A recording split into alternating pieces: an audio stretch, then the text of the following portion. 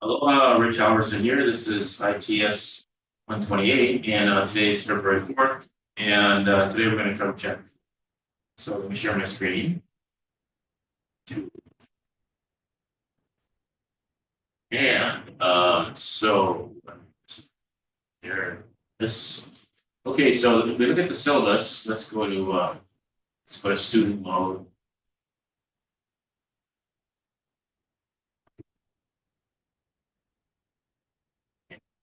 So if we go to our syllabus, our ITS128 syllabus, first thing I want to point out is that I put the link to the playlist. I noticed that nobody's watching the playlist. Why? So you click on the playlist here. Is that what this is? Yeah, here it is. Go to the playlist, and you'll see I have finished chapter 3. Okay, and I've got the labs for chapter 3 right here, so you can check those out. And I got all the labs. So I think we're all caught up with labs and chapters and helping you with the challenges and so on. So today, let's start with chapter 4. We are right. So we are right here. Today's the 4th of February, and so we are right on schedule. Okay, so let's go there. Chapter 4. We're still talking about types. So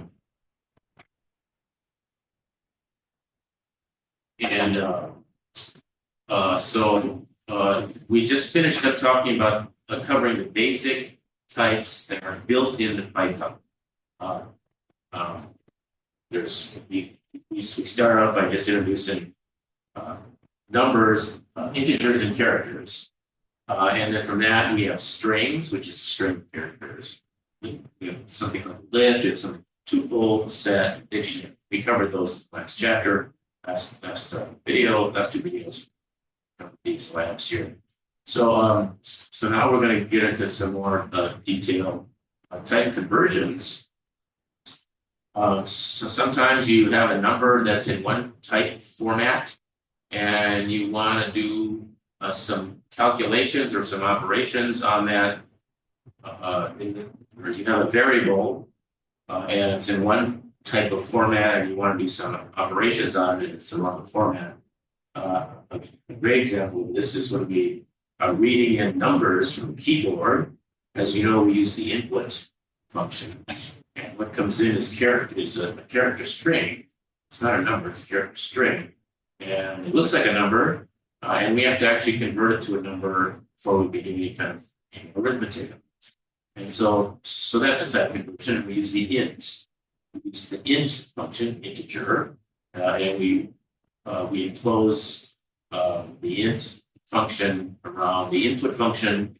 So the input function is executed, and the int function converts it to a format, and then when it's stored into a variable, it gets stored in as a number or integer instead of string characters. Okay, so very common conversion. The most common conversions are usually they're implicit. Okay, so which means you don't have to really say that you're converting. You're obviously converting. Like for example, let's say we're adding 2 integers, and then we store that into a variable. Well, it's going to get stored as an integer. But if we're adding an integer to a floating point number, it's 2 different formats.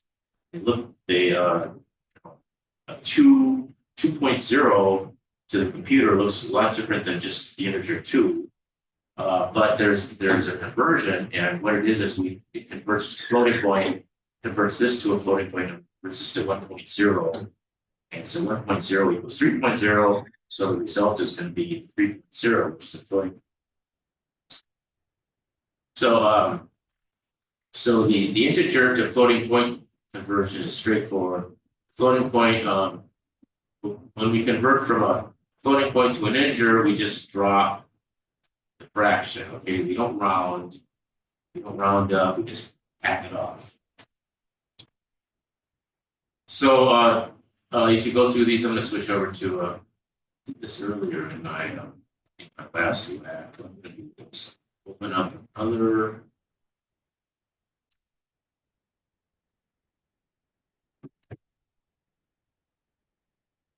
And I'm going to put this over here. This one over here. And on this side, I'm going to present.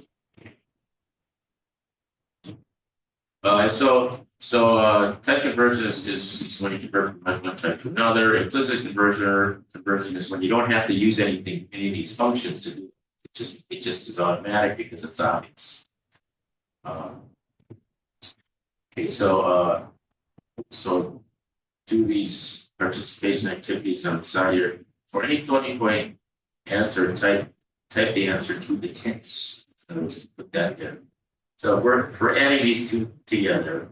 It's going to end up being number of items plus number of items. That's 5 plus 5. That's just going to be 10.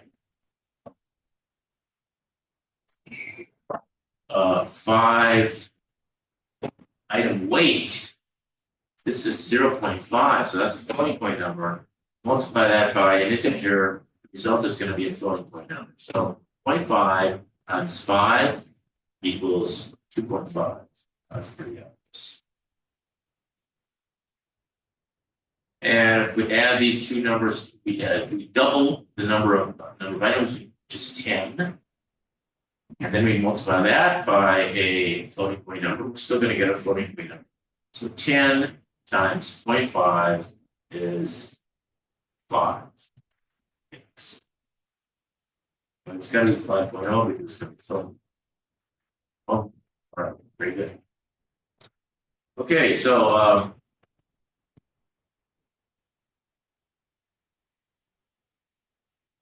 it's kind of interesting. So it's input a number, and then the floating point. This is going to be a floating point version of it, and this is going to be a floating point version of the distance. So this is going to be an integer version of the distance. Supposed to show this.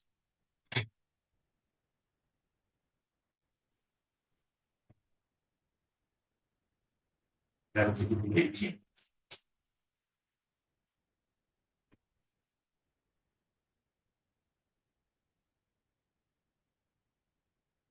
Let's see the all right, so let's do let's do a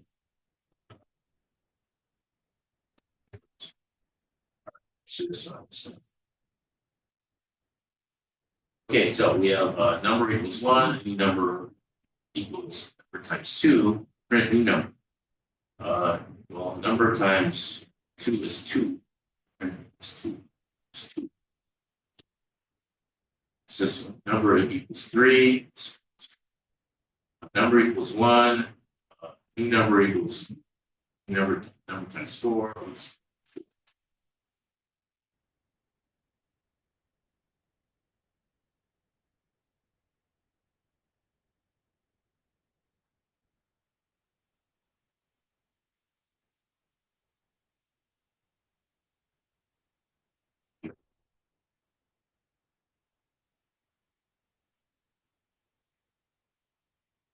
checks on both sides.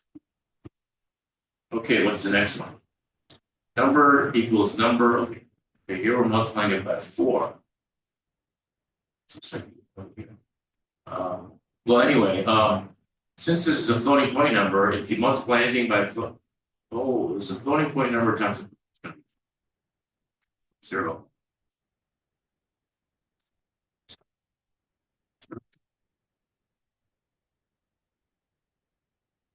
This one is going to be 15.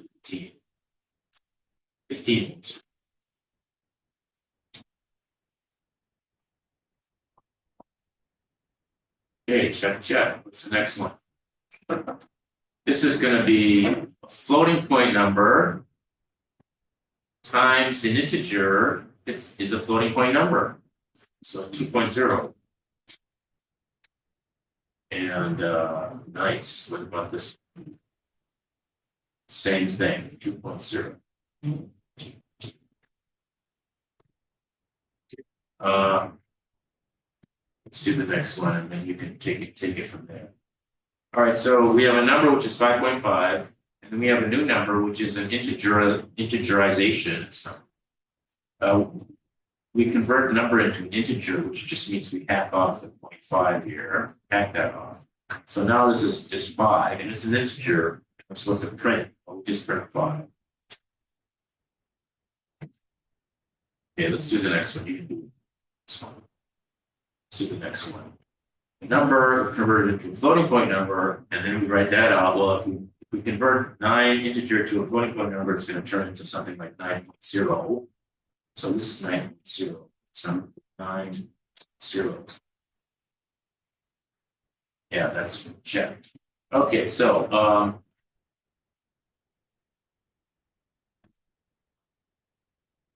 read in a number, read in 2.6.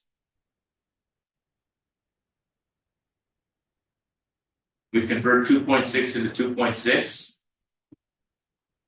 Now, if this wasn't just 2, this was just 2, then this would convert it into 2.0, but it's not, it's 2.6. And then we take that integer 2.2 it's just 2, convert.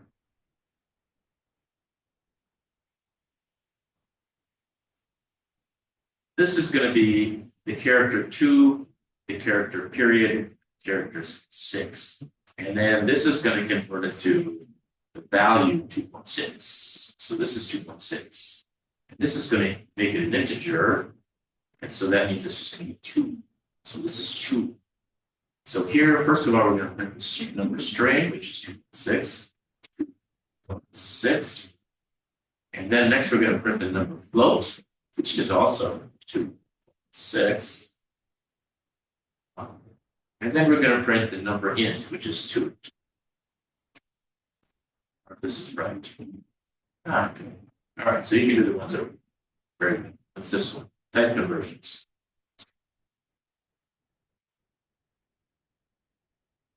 Here we're doing number of minutes. Here we're doing number of. All right. Float is read from input into variable into this variable. The reader number, convert it, make sure it's a floating point number stored in here. Use a conversion function to convert the value of now minutes into an integer. And assign that value to the variable int minutes. Well, that's just simply int minutes. Int minutes equals the integerization of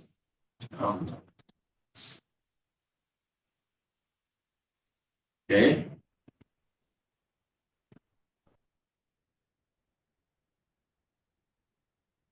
All right, very good. Let's do this one over here. Same thing.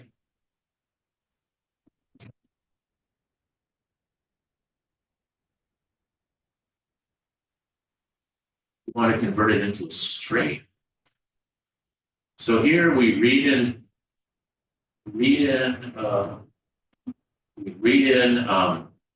the number of feet, convert it into an integer, and then we convert that. Then once we've converted it into an integer, then we convert it into a string, and we assign it to this value. And what are we supposed to do? To just so this that equals str on this feet. So anyway, that's looks like that's what the answer is. Sure.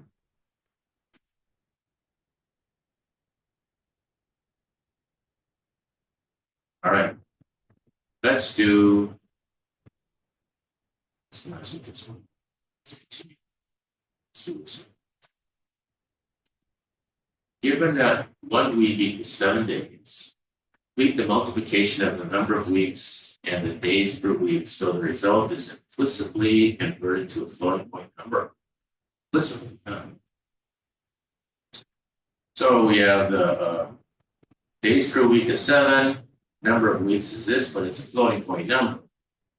So we're supposed to put some code in here that says number of days equals, well, I think it's just num weeks times. And because num weeks is a floating point number, even though we're multiplying it by an integer, the result is going to be a floating point number. So it'll implicitly convert to a floating point number because number of weeks. I think that's right. Let's check.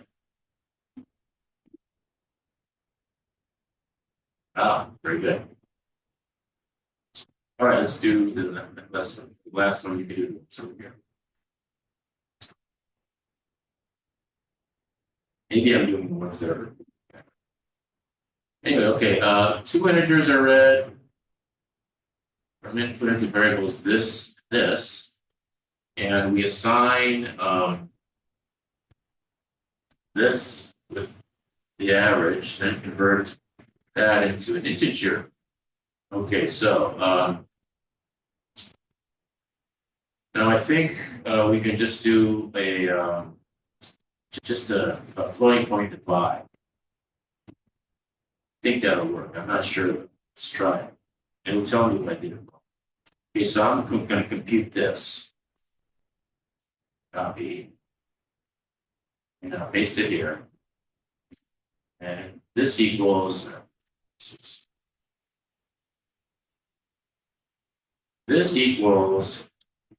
it would be something like num students 1 plus num students 2 divided by 2. All right, now this slash here is it's a floating point divide, but I don't know what happens if you take an integer plus an integer and use a floating point divide and you divide that by an integer. What's the result? Is the result in an integer? I don't know what was it here. Go back over here. Let me see. Back over here. And I think if I go to, if I'm not mistaken,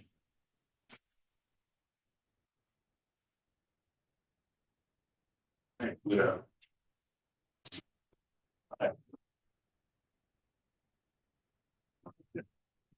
built-in programming. Okay, I'm going to try here. All right. Program. My program is going to be I equals. Okay, I'm just going to say print variable A equals 2 parentheses 2 plus 2 plus 5 2 plus 2 divided by 2. So that's going to be it. The answer should be 2. I mean, this is going to be a 3 and this is going to be a 5. So 3 plus 5 is 8. Divide that by 2 equals 4. But is this a floating point number or is A a floating point number or an integer? Okay, so let's start with print A.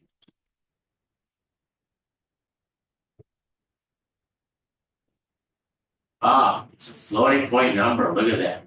So this is an integer, this is an integer, this is an integer, but the fact that you use the floating point divide turns this into a floating point number. So let's see that. If we were to have made this integer divide, which is 1 integer number, that's not what we're doing. All right, so I'm proving to myself that all I got to do is that this will work. This should work. Right? I don't need to put any conversion. There's going to be an implicit conversion.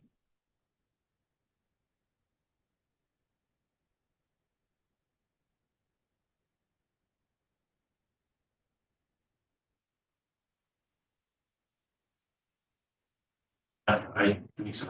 Oh, convert that to an integer.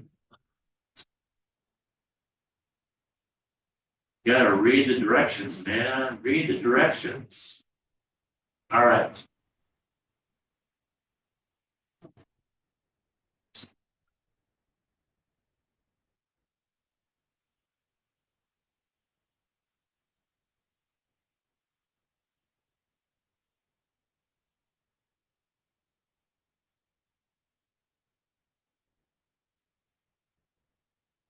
Look at that.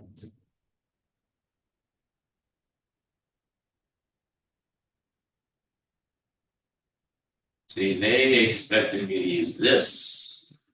Didn't. That was tricky. I just used the integer divide. I think what they really want you to do is this. They want you to do the regular divide, but then they want you to use this int around the whole thing.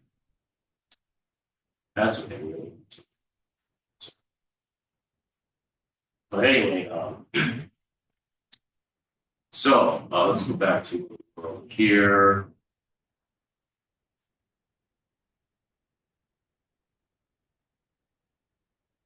You were in chapter binary numbers. All right, so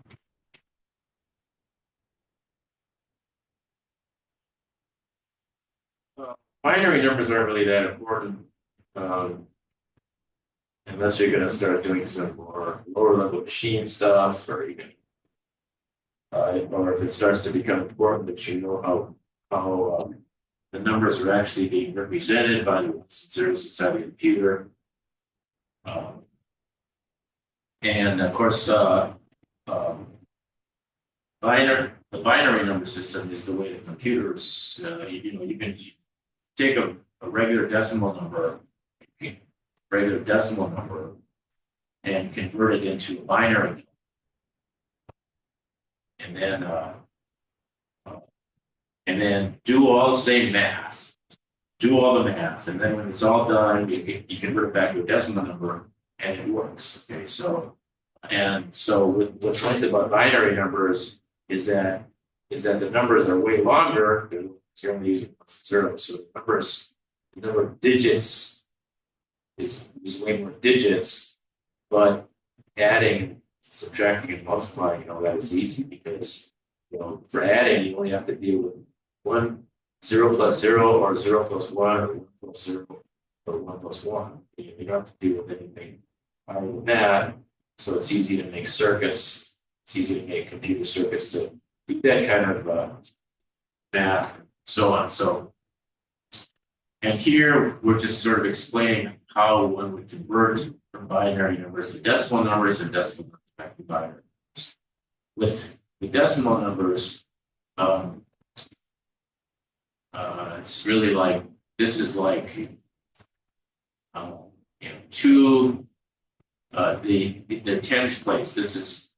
This first 2 is 2 times 10 to the 0, and this is 1 times 10 to the first power, 2 times 10 to the second. See, it's this 2 times 10 to the second power plus 1 times 10 to the first power plus 2 times 10 to the 0th power.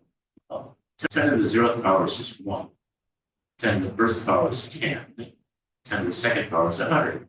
So when you add all that up, you get 212. Whereas a binary number system, it's not 10 to the power, it's 2 to the power. So this is 1 times, this is 1, 0, 1. 1 times 2 to the 0th power plus 0 times 2 to the first power, 1 times 2 to the second power, plus 1 times 2 to the third power. So this ends up 8, this ends up 4, this ends up 0, this ends up 1. So when you add that up, you get 13. So this is sort of the way you can convert it to a decimal number by doing this multiplication here. It's decimal. But this is a binary number, which the value of this is exactly the same as 13. It's just that 13 is how it's represented in base 10, and we're used to it. And it's 1101 in binary, which is what the computers are easier to do. Back in the old days, there was some experimentation with trinary or ternary, where in three state logic, and so you do things in base 3 instead of base 2. But it's too hard. It's too hard to do. It's too hard to do 3 steps. For in electronic circuits, it's easy to make 1 0. 0 is off and 1 is on. So two states than that, it gets you go. It's harder to switch fast. It's easy to switch from 0 to 1. You just you blast it to 1, or you shut it off and it's 0. If you want to do something in the middle, of course. Okay, so you can go through this. Set each binary number 2. Set each binary digit for the unsigned binary number below. Obtain the equivalence of 9. 9 would be 1001. 50 would be let's see, we would need a 32 in there. We need a 32 in there. 32 plus 16 is 48. That's 48. Well, plus 2 is 50. Okay, here we go. 212. Okay, well, that would be 128 plus 64 is 92. Need more. It's too much. 12. 208. 212. There's 212. 1101 0100. That's 212. Then of course 255 is 111.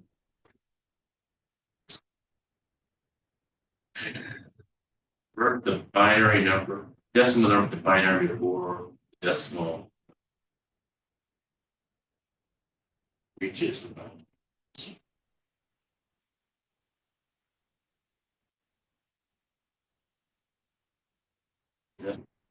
Binary.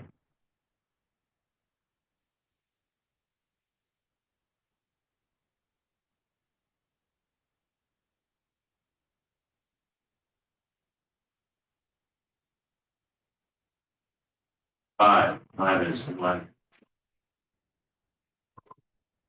Okay, what's the next one?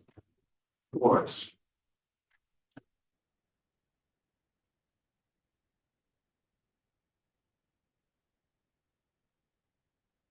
7 is 1, 1, 1. 0 is 0. 3 is 1, 0, 1. All right, anyway, so you can do those. All right, string formatting. That's next. String formatting. String format.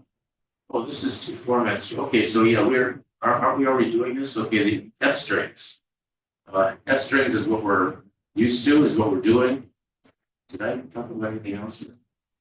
Oh, okay, I added all these here. Are these? Check to see if. Okay, so we are actually doing, there are actually challenges on these. Okay, I actually took these from a different section piece, because there are several ways of doing string formatting in Python, and a lot of it is just preference. It's kind of like what's the first one you learn to get used to, and then that's what you use. But there are advantages to different types of formatting. Let's go to this one. And so these are called F strings, and what we do is we put they're in quotes, and curly braces denote the placeholder for expressions.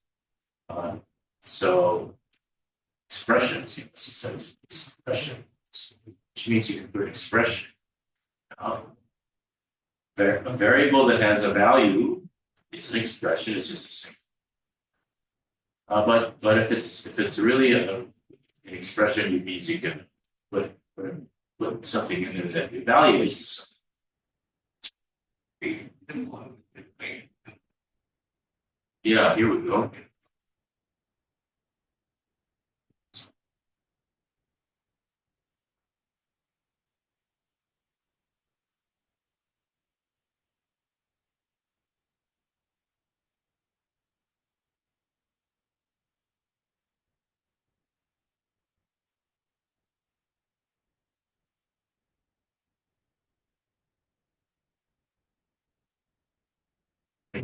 Side right here. Go back to my little programming window. Now I'm going to see really copy, paste.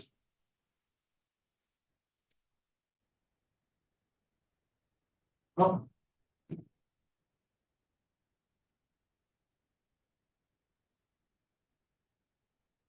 actually prints out the whole thing. Okay, so that's what f strings will do. Let's do this. Okay, put this in.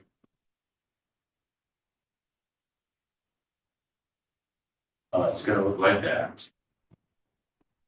What happens if I do this? Number it's 2, so that's an expression.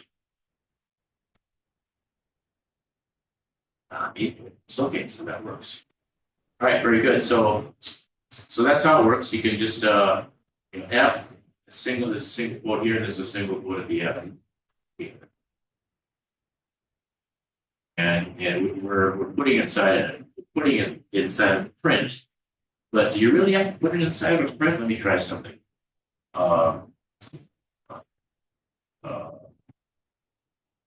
X equals yes.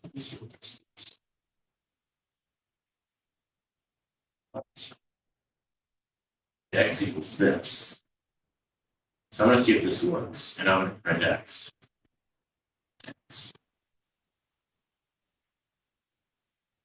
Does okay. So we most often see this as the guts of a print statement, but it doesn't have to be guts of a print statement. Just that's a string. Here we're just defining a string, formatting a string, city string format, and then we print that string. So all right, so that's pretty cool. So we can do that. That's pretty cool that when you put it in the parentheses or you put it in the curly braces, and then you put an expression in there, and then you also put the equal sign. It actually prints out the equals.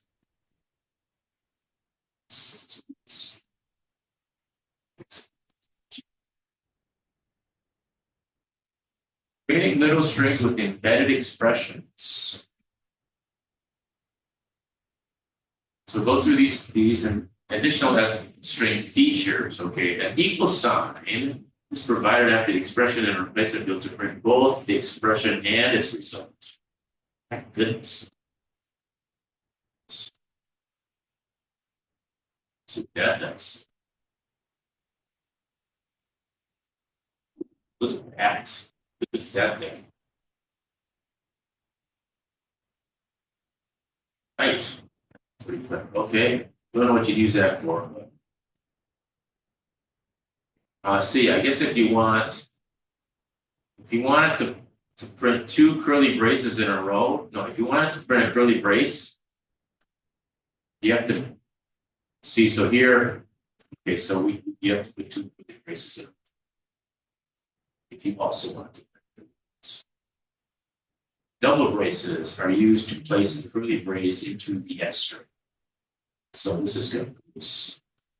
So normally you would use the curly braces to indicate that there's an expression inside. But if you don't want to do an expression inside, if you really just want, then you put 2 braces. It's kind of like Excel. If you want to have, double quoted something, you put 2 double. So anyway, all right. So that's these F strings.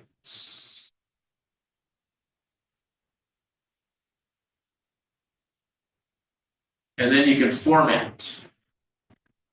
So this S means it's a string. D means it's a decimal number, integer value. So if you do this, it's going to print it out as a decimal.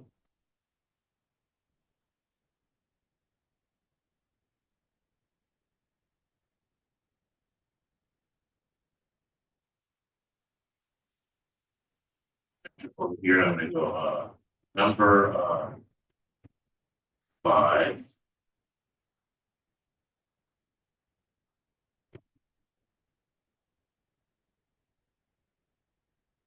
Okay, now I'm going to go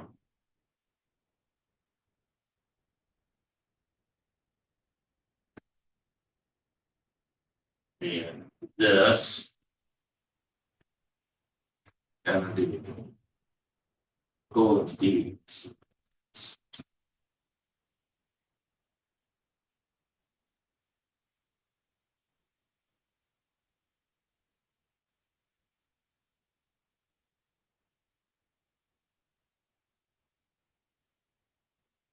Well, let's do this.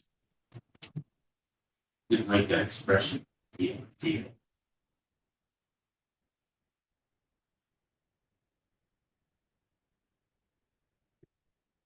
D. Unknown format code D for an object of type float. Okay, what happened was why you would need D again?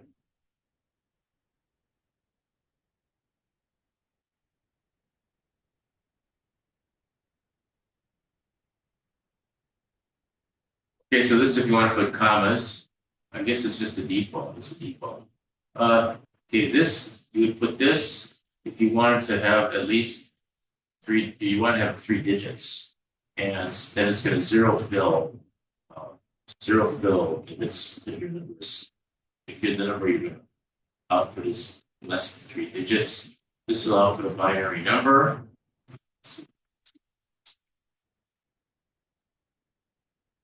And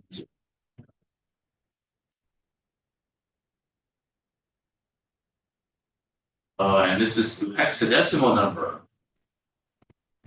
Let's see, what's 32 in hexadecimal is 20. Let's see. H.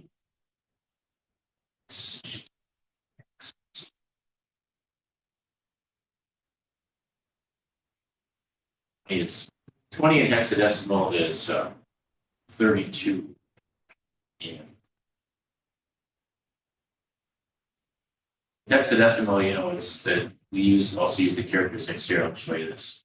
So 31 in hexadecimal is 1F.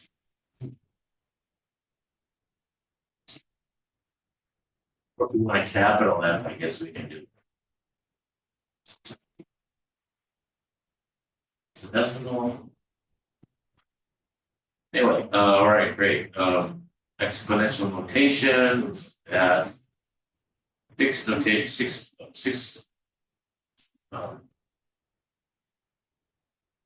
This must be the default, and we can change it. All right.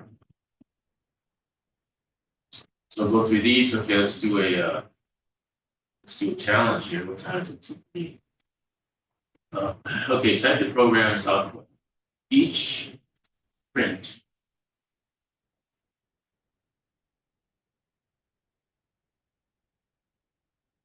includes a new line, so create a new line after your output by pressing enter or return on your keyboard. That's your white space is needed. Okay, so easy. It's too easy. Okay, what am I supposed to print? I'm supposed to print their name is enter.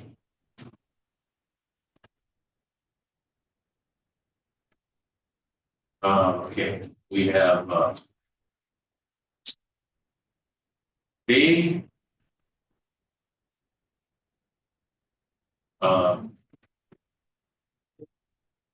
green car, because this is going to cause this to print. This is it's going to cause this to print. This cause. So Ron was born. All right, so Ron was born in 1918.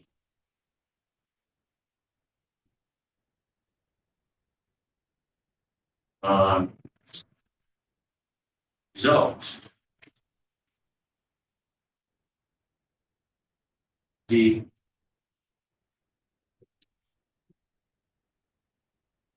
result colon space. What's num2 plus num1? That would be 700.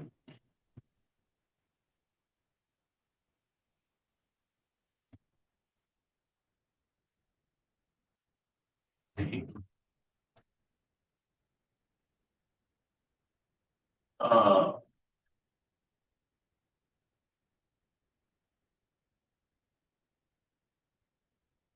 3.50. This is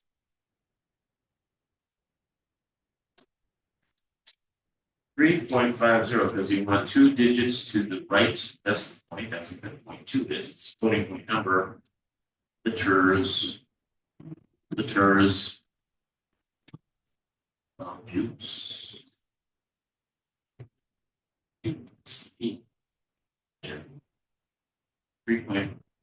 3.50 liters of juice. And last one is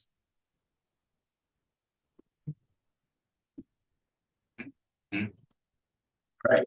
So first we're going to do this 0D thing, 03D, which would be 0, 0, 1, 4. We're going to put a comma and a space. And then we do the number D thing, which is 14. And then we do the number.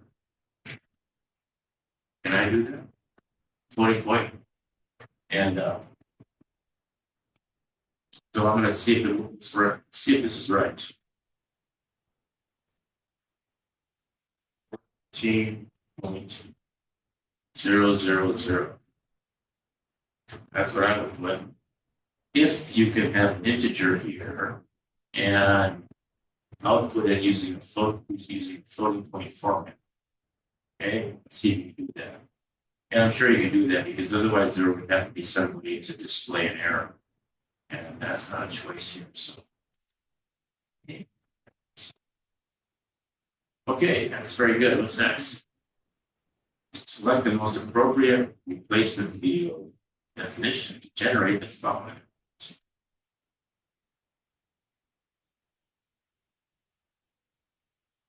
Easy.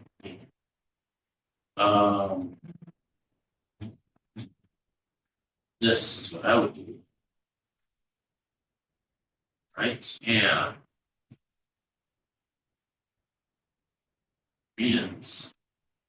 Marina's loan rate is 4.3. So borrower's name is Marina. Borrower's name is Marina. Loan rate. Marina's loan rate is let's put that. How about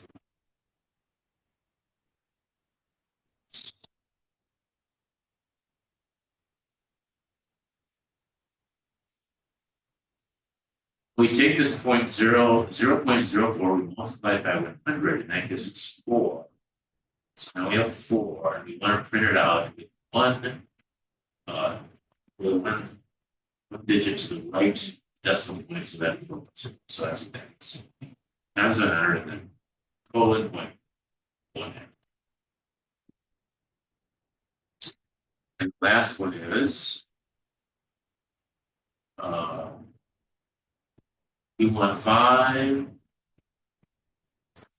tacos at 8 dollars each. Costs 8 times 5 is 40. 2 digits right in this. Yeah, okay, let's do this one here.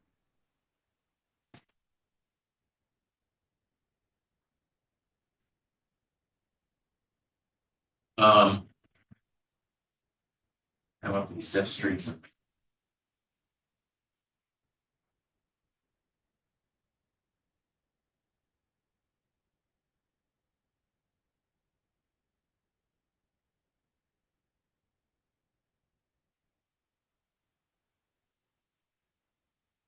Okay, so what we want to do is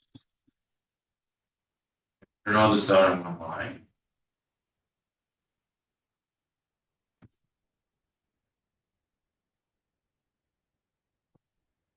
Get these two things in, and then we're going to say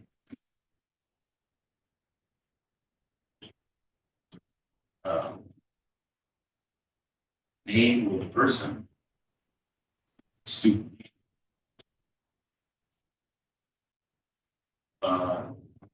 Is taking course and here. Okay. How's that?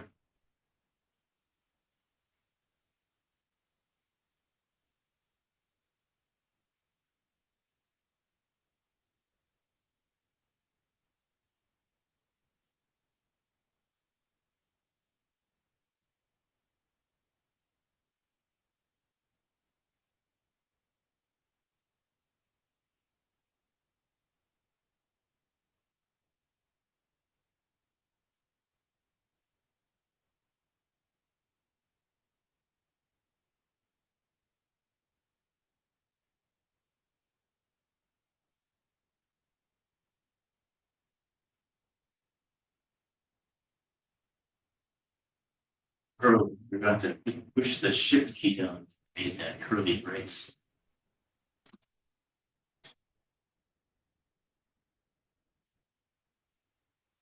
Okay, that's great.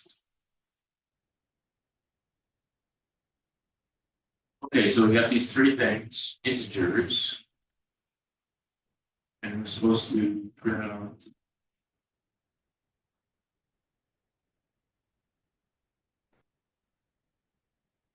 triangle.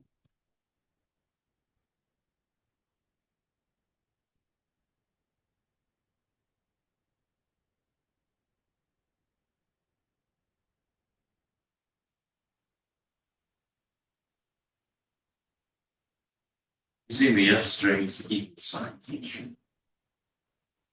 So I'm supposed to print out both the expression and the result. So let's see what the example is. Okay, so we input this and we output that.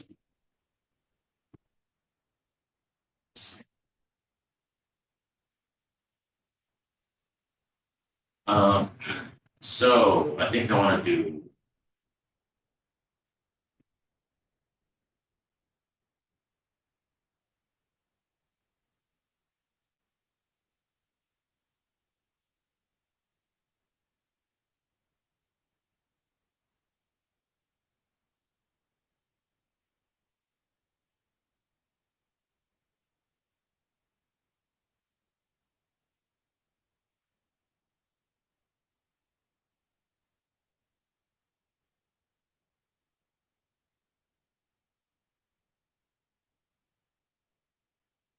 if this is right. I just have to get it.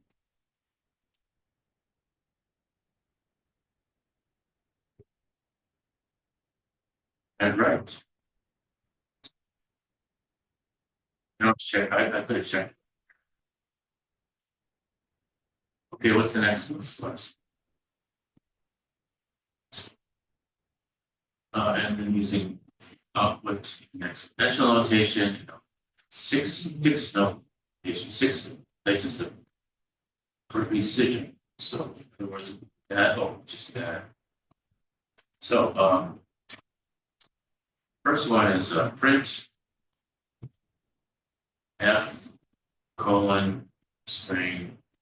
That's going to be something, input colon, and I'm not sure what I put, but I'll get back to, I'm gonna come back to that. And then I close the single quote and I close the print. And I'm gonna do the same thing again. And I think this here I just put a D, right? Yeah. Okay, I need the exponent one and the 6 digits. Okay, so where was it? So here, F. So I just have to put F. And I get 6 digits. And E, I just put E. Right, C and F. Yeah. E.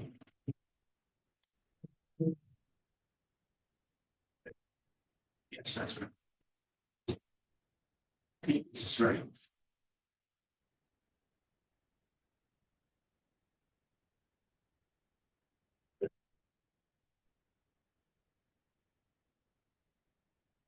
Okay, very good. Excellent. Okay, what's next? Let's do the string formatting using percent.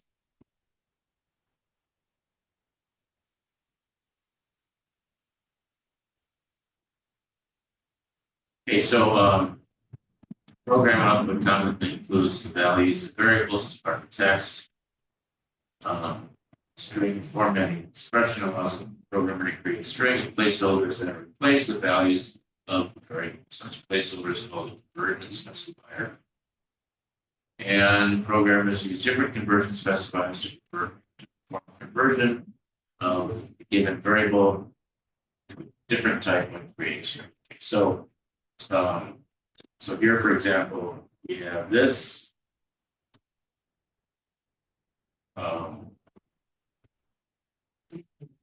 In a string and value or a variable placed into the string. So if we want to say the couch is 10 years old, we can do this. And percent D means it's going to be a digit, it's going to be a decimal number. And then this percent thing says this is the value, whatever this value is gets put in.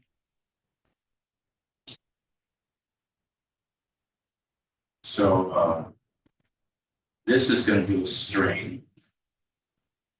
This is going to be a decimal number. This is going to be a float. And it looks like the F works the same. It goes to 6 places. So I bet you got 2. Let's see if I'm going to take this here.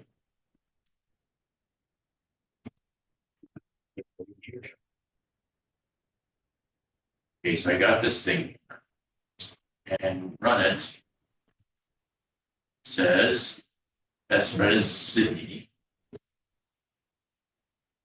Sydney, 75 people, this many dollars. Now what happens if we put here 2?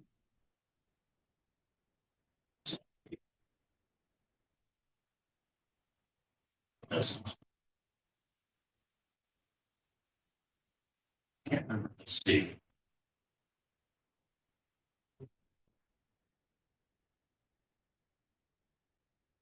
Somewhere. Okay. Go on there. This one's.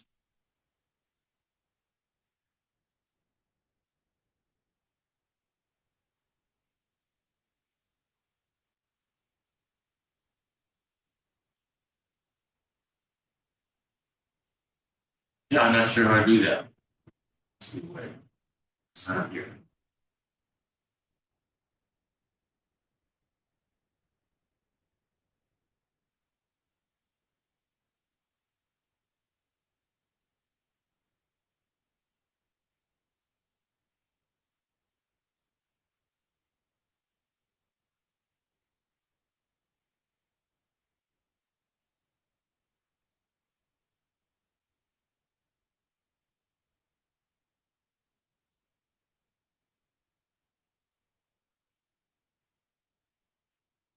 Right, well, doesn't say how you can reduce it. I can get these down farther than I know there's a way to do it, and it's just not Okay.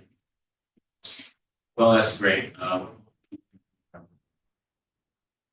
let's do one of these.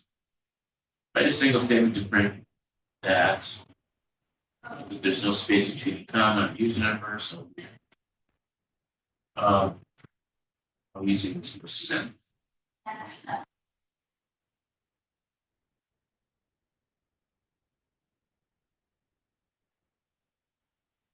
Okay, I guess we should do some of these exercises. Okay, well, that's two. This one is the years, and it's interesting. Sorry. So what we want to do is do print.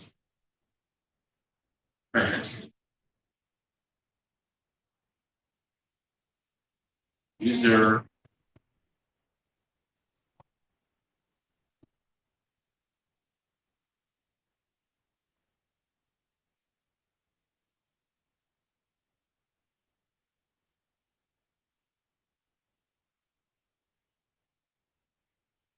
percent S,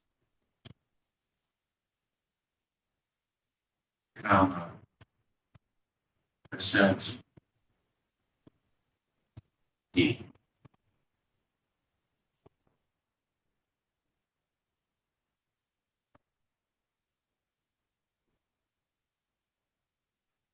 Space, percent, space, percent, and user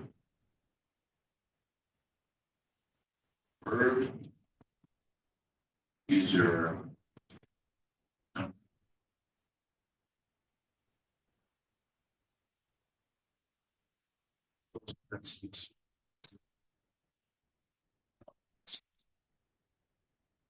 yet.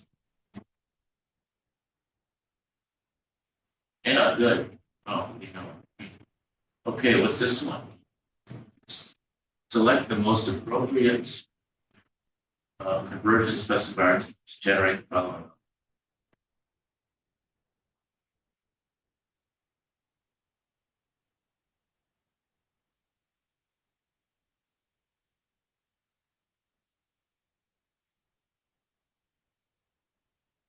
Although we could use the S, but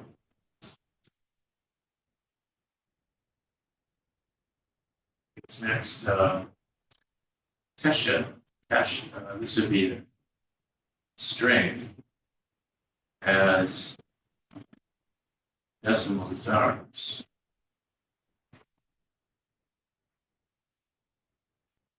And impound lots have 136. This many.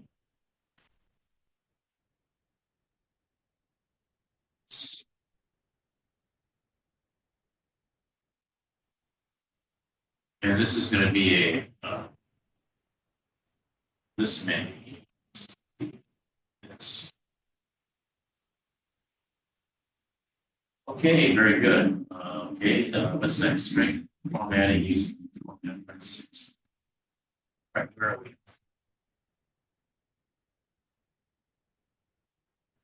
Okay, so I'm going to stop here, and so okay, so I'm going to stop here, and what I've left is two sections in this chapter.